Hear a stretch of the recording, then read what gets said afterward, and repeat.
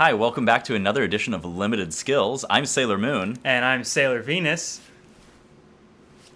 So we spent a week and a half ago at Gen Con, and this was what we presented ourselves in. We also had a Sailor Mercury and Sailor Pluto with us. It was a good time. As well as some tuxedo masks of the lady variety. Man, I feel like they don't even really count. We got like 2 pictures with them. Yeah. And They were having fun playing games while we were parading around. dressed like magical girls.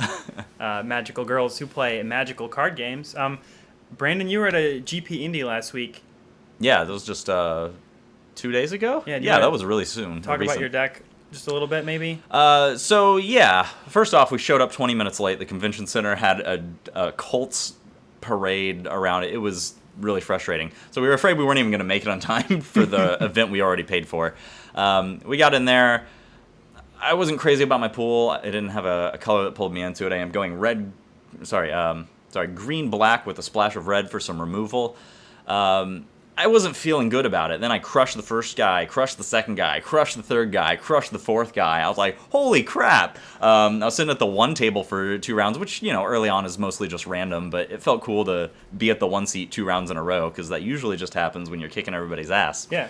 Then I just lost for the rest of the day. I think my deck was bad. I don't even know if I was playing the best colors for it, and I think I just got really lucky to go 4-0 right off the bat. Well, that's disheartening. But I feel like the deck you drafted here was really good. I don't know what your ending result was, but man, you got some ridiculous cards. I will say real quick, as he's looking at his first picks, I forgot my tripod.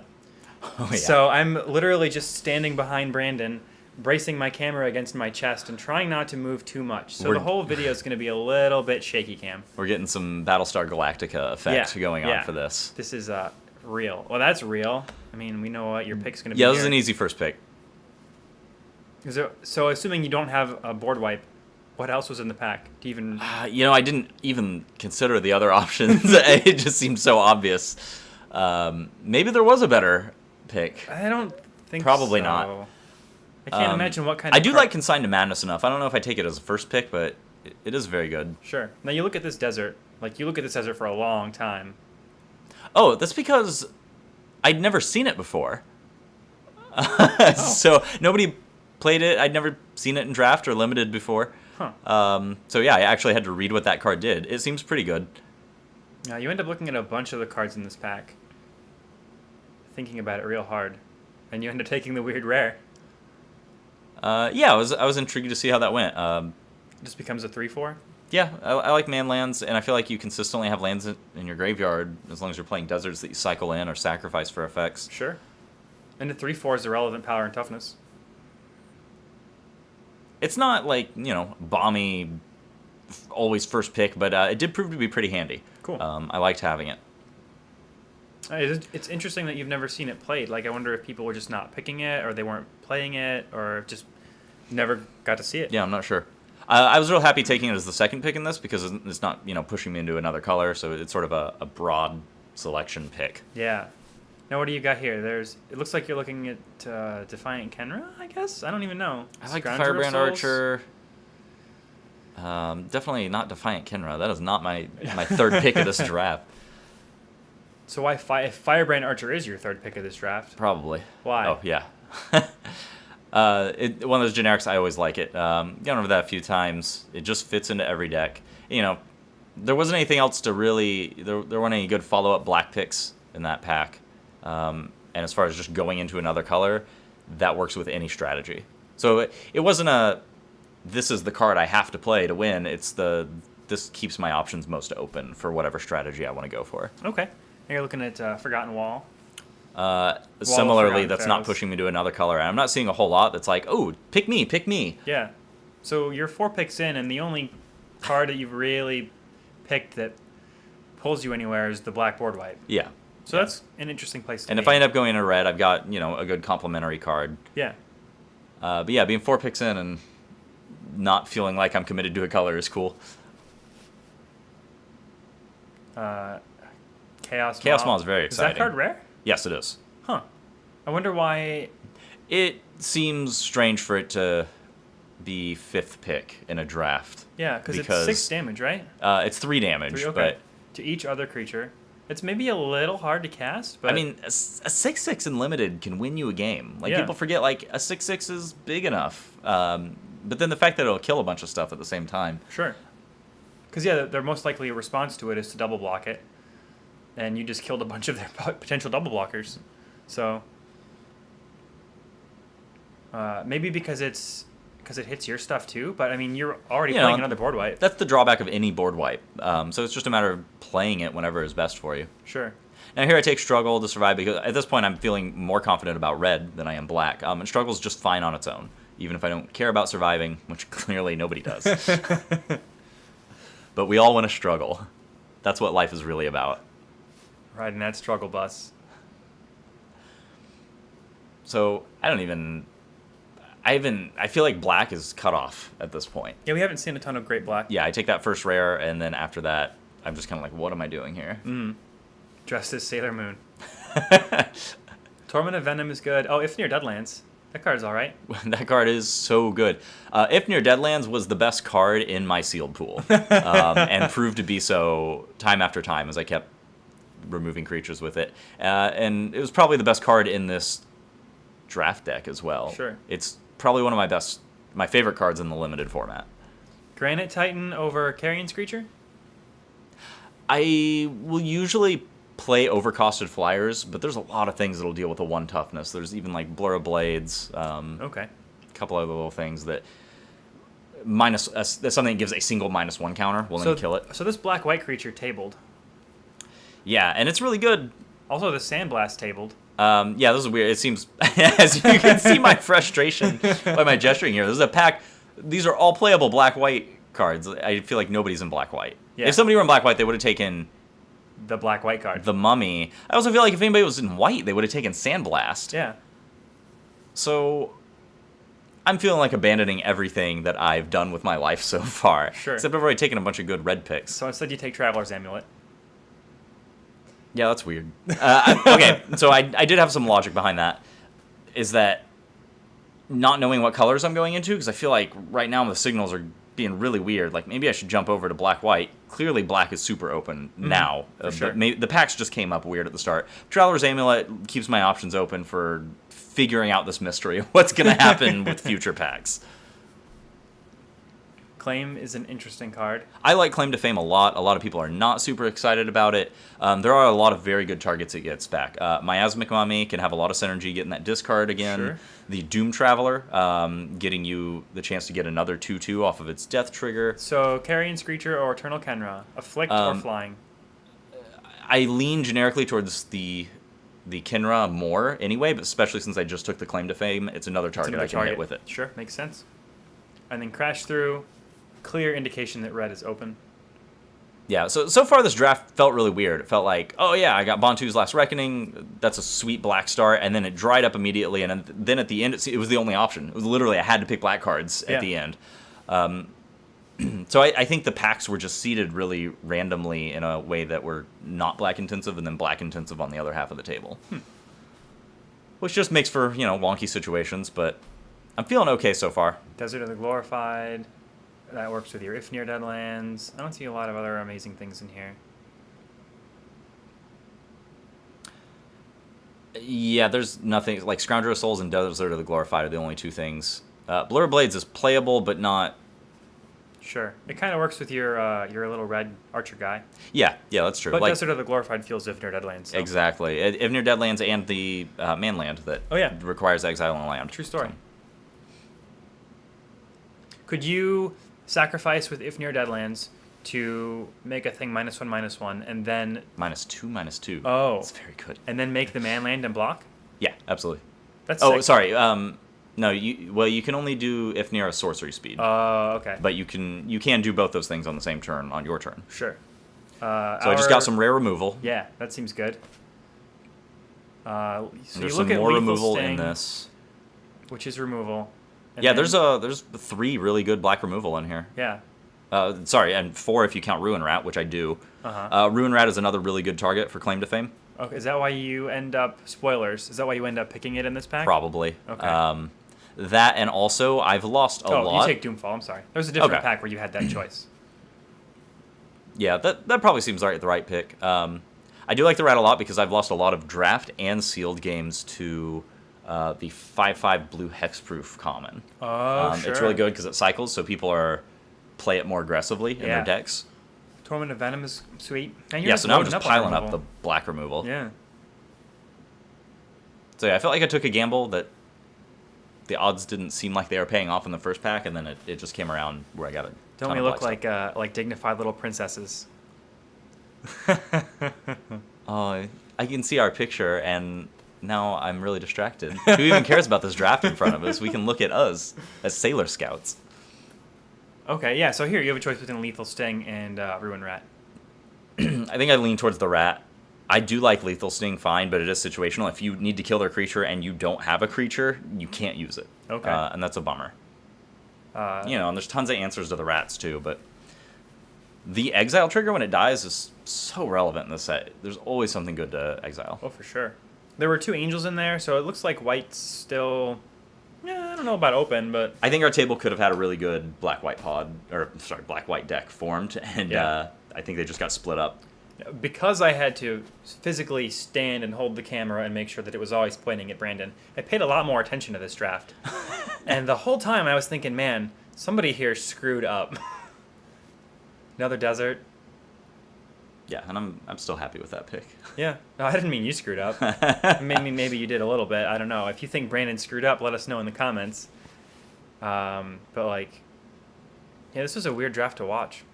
I like Dunes of the Dead a lot with the Ifnir Deadlands, the things that let you sack the deserts. Getting double effect, getting to kill their creature and get a creature at the same time is nuts. Sure. Oh, because it makes a zombie when it goes into the graveyard? Mm-hmm. Yeah, that's sweet. It doesn't have a natural sacrifice outlet, but that's fine because there's a lot of ways to get rid of it. Yeah. Yeah, that's real good. Sacking your stuff for fun and profit. And we all know how much I love this guy. Which, he cost me a couple games at the Sealed, at the GP as well, really? playing against him. Just Sure. See, Obelisk 3/4 lifelink's a good size. So there's a green-black player who could have something good. I will note at this point, I feel like most of your drafts have been black. Since we're sort of grinding down towards the end of the format, how do you feel about colors and archetypes? Do you think there's a clear strongest or deepest color? I do very much like playing black in the set. There's a ton of removal, and that's I think generically the best draft strategy is to get as much removal as possible. It's got the 3 things I want. It's got a lot of removal, it's got a lot of death touch creatures, it's got a lot of lifelink and various life gain. Following that, I like white because it also has a lot of good removal and good life gain. Now, those are sort of broad, generic Magic ideas anyway. Like lifelink is a evergreen mechanic that is natively white. White and black tend to get those a lot anyway. Yeah. But this set, they both seem very prominent. Okay. So that does a lot of it for me.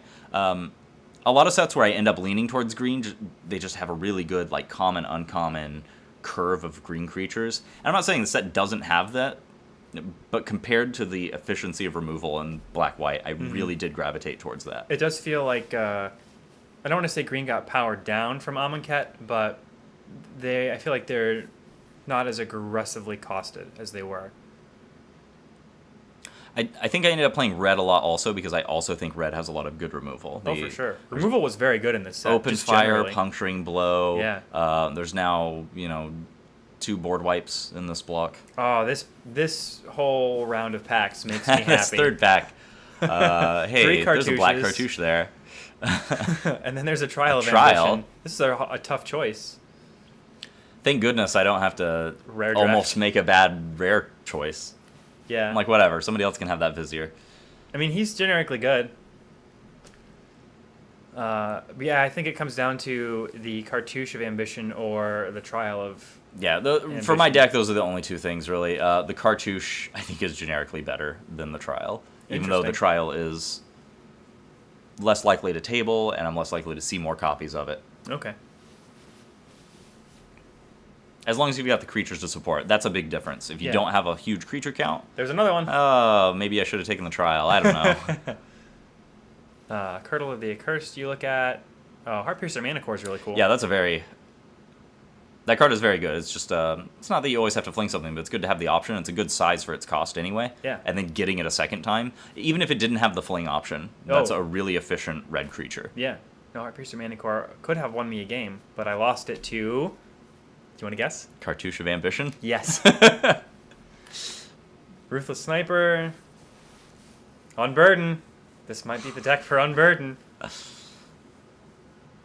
Violent Impact. It's going to rotate out soon. There's Brandon. nothing in here that sticks out to me. I think I go with the Desert just to have more Ifnir fodder. Sure. So it's sort of removal. Okay, nope. Went with the Ruthless Sniper. I don't believe I ended up putting that in my deck because I maybe had a couple cycling cards. I didn't really have a whole lot of synergy with it. But you had the option now to pick up more cycling cards, so... Yeah, I did get the Desert, so I did have some things I could cycle, but I think I just cut it. You now have 2 targeted exile removal spells. Yeah, well, a 4 and 5 mana version. Yep. And there's a Splendid Agony. So yeah, I just piled on a lot of removal and some life gain. I thought this efficient was maybe creatures. a weird pick, but then I remember that you have 2 cartouches. So picking more mediocre creatures makes more sense. I don't think that one's necessarily mediocre. But... Yeah, I think that guy's really good. He has haste and also an evasion ability. Okay. Oh, he menace when he exerts, or what's his evasion? Target creature can't block when he exerts. Oh. Yeah. So another cartouche. That's your third one? I think one that tabled around. Yeah, that's silly. Clearly nobody is in black. That was a signal. So now I got some options for black 2-drops. Doom Dissenter. Or Merciless Javelineer. Okay, my mana curve needed 2-drops, but this thing is just so much more efficient and can do so much more. For sure. I want to say is undoubtedly the right pick for mana curve reasons. I could get behind picking one of the other ones, but it would take some convincing. Okay. Also, it sort of retroactively justifies your archer, your black That's true. sniper. And then that was the big surprise. Yeah, I just picked up 3 black cartouches, regretting passing the trial that anybody else at the table should have picked up. And then we get the 3rd cartouche. So none of that made sense. I don't think anybody was in black.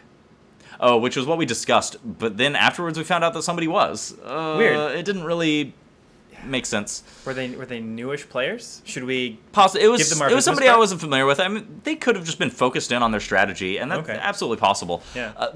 It's not the surprising thing that if there was one other black player that they were picking something else. I don't know what else they were picking over that, but the surprising thing is that 7 other players, Sure. none of them wanted any of those 3 cartouches or the trial. Yeah. So I was real happy to get that. Yeah, you just grabbed a Desert Ceradon. Yeah, just a big beater. Also, even though it comes later than a cartouche, it's good to play that cartouche on turn 7 after dropping that guy. Wander in Death gets you back some of your Death Touch rats. Yeah. So, yeah, I've got a ton of removal. I like Pitiless Vizier a lot. He's actually really obnoxious to deal with. Yeah, even if you don't have the cycling, threatening the cycling makes your opponent play differently around it. Yep. And with your Merciless Javelineer, you do have the discard. Yeah. So- Yeah, I do. And, I do have several things that cycle. So this looks sweet. I like that you grabbed the Obelisk Spider because you could potentially splash for it. I don't even remember what it does. It's real. I don't think it's worth going into another color for, but if you're in those colors, you definitely play it. All right. It's efficient, but not, it's not game reversing or... So while we watch Murdering. you lay out your cards here, because I didn't snip this bit out, why don't you tell me how you did? Was this deck sweet? Yes, it was very good. I just killed everybody's creatures. Usually one with a medium size, like a 3 or 4 drop, maybe just vanilla with no abilities, but I just had the ability to kill all their stuff and cartouche it and give it lifelink. I did... For a little bit, I debated that maybe only 2 cartouches was the right number to play. Went with all 3, and I was super happy about it. Play all the black cartouches you can. I think 8 is the right number. Crushed first round, crushed second round, laughed my way to the bank. Third round, I got blown out by one of our viewers who's taken my advice to play a bunch of unsummons because they're really good in this set. And every time I tried to play a cartouche, 1 blue, unsummon. Whenever I had a token for something, unsummon. When I thought I was swinging for lethal, unsummon. He had a really efficient deck. Obviously, he crushed 2 people before that too, but I think his deck was also just the archetype versus archetype, I think his was like a perfect counter to my deck. Sure. So whereas maybe both of us could have gone 10-0 in completely different situations, Yeah. I think he would beat me 10-0 It's interesting every because he time. could even use Unsummon to save his creatures from your exile or removal spells. Oh, that happened plenty. Oh. Yeah. It felt very, I don't know, like turn 3 or 4, I was like, heh. And then like turn 5 and 6, I was like, I lost. But overall, I was really happy with this deck. Look at all your removal. It was too much. I ended up cutting a couple of it. We sat here for a long time We did. before I think this was I the figured out longest what draft. to cut. I just stood over you, waiting for you to make a decision. I think I stopped recording before he decided what his. Yeah, final definitely. I deck think was. I had like 28 cards here when you quit recording. You're like, all right, I'm out. Yeah. But anyway, yeah. Overall view of the set, as you mentioned, lots of removal. And draft it all. Draft all the removal. If you have any strong opinions on what you think the best archetype is or the deepest color, let us know in the comments. If you enjoy our content, please like and subscribe. If you don't enjoy your content, I don't know how you got this far, but I appreciate you watching anyway. And check us out next week. Until next time, Sailor Moon says, eat your breakfast and stay in school. yeah.